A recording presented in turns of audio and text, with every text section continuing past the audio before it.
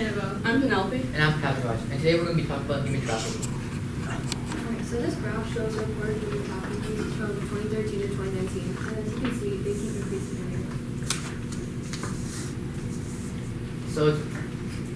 year. So let's start with the ethical problem of human trafficking. The problem is that human trafficking mentally affects the lives of victims and family members, giving them PTSD, also known as post-traumatic stress disorder.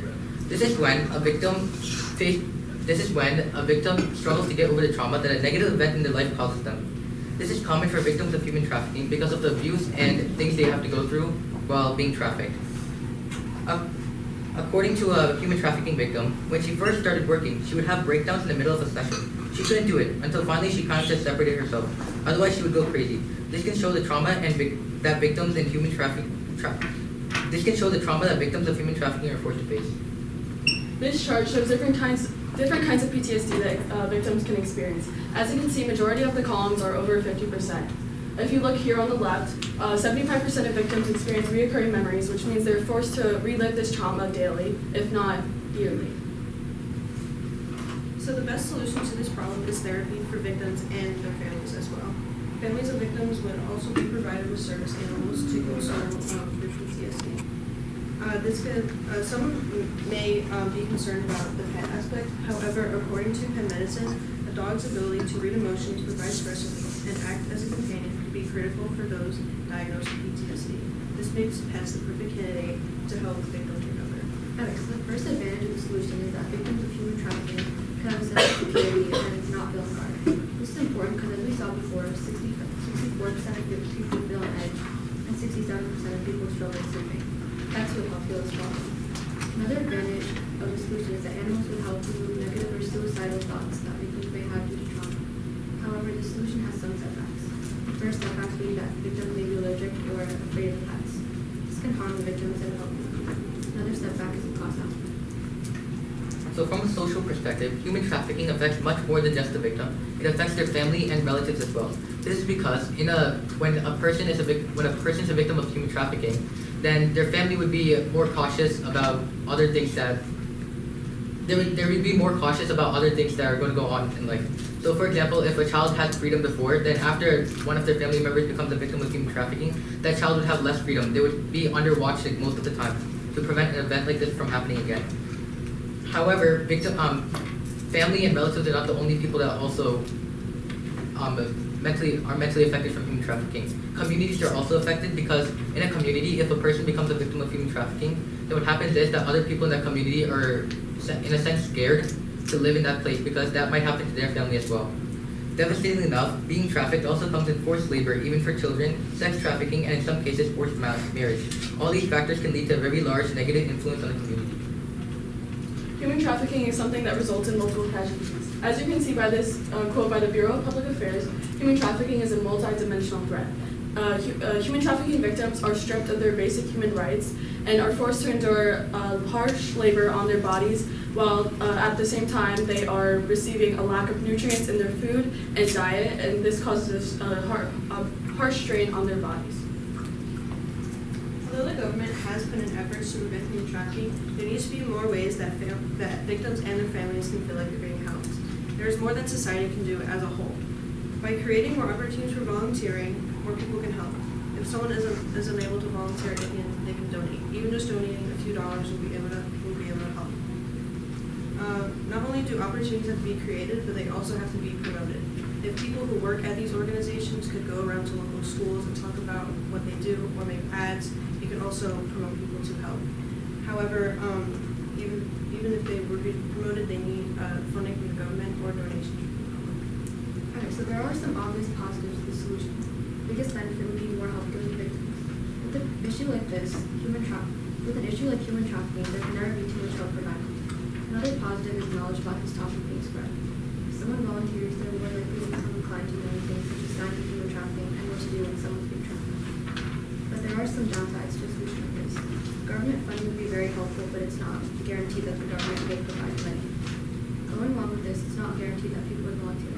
Therefore, even if there's more funding and more promotion, there might not be a large amount of citizens willing to help out. So as you can see in this picture, in 2021, 55% of federal districts filed at least one human trafficking case. This might seem like a large percentage. However, this is a 15% decrease from the number of human trafficking cases filed before. This can show that the problem of human trafficking is not being promoted enough. There are many reasons why cases of human trafficking go unreported. Most common is a lack of knowledge among those who are homeless or live in poverty.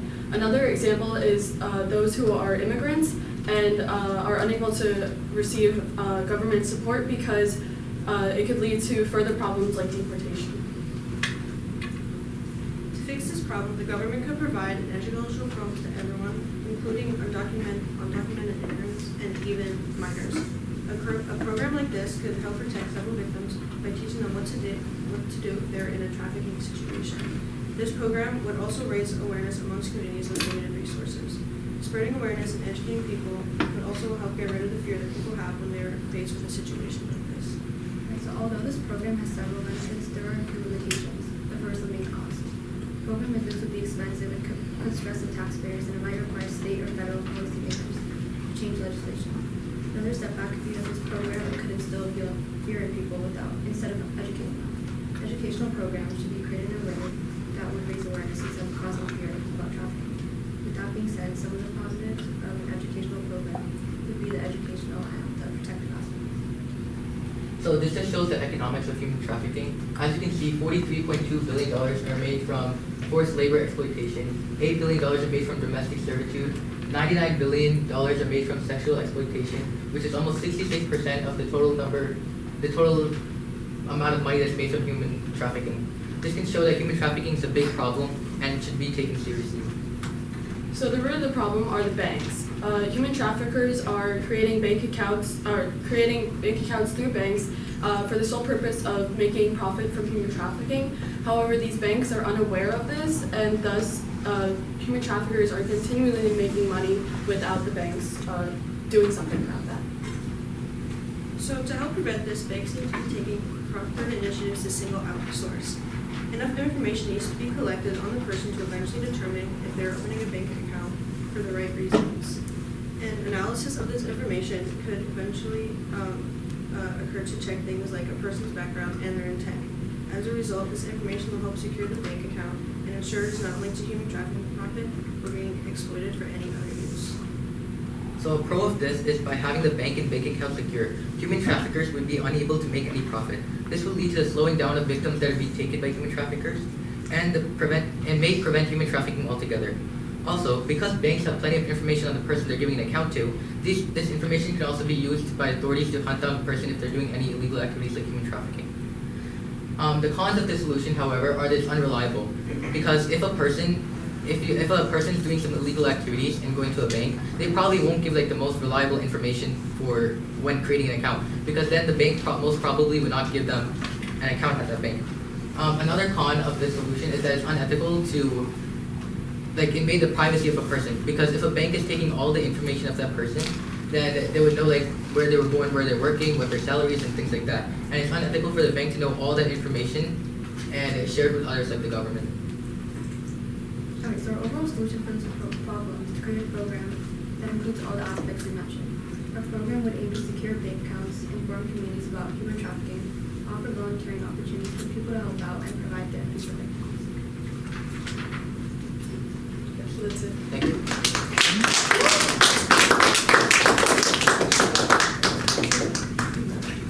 Okay, just give me 2 seconds. All right.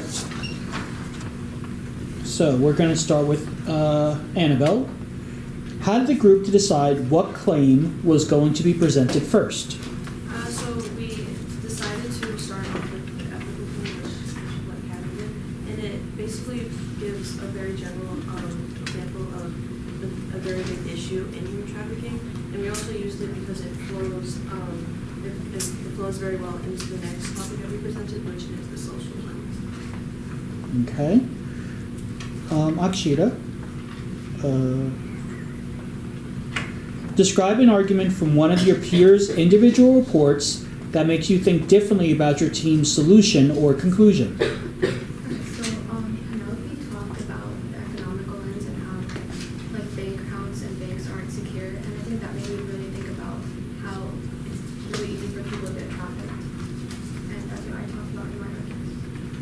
Okay. Calvin. What is an example of a compelling argument from one of your peers' individual reports that you decided to exclude from your team presentation and why? So an argument that we decided to exclude was the fact that. So an argument that we decided to exclude was the fact that the government like is taking the money from I'm not taking the money. I mean, sorry, one second. An argument that we decided to exclude was the fact that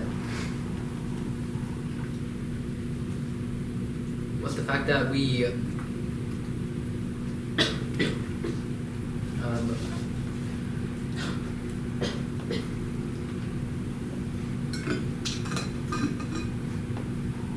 You got this. It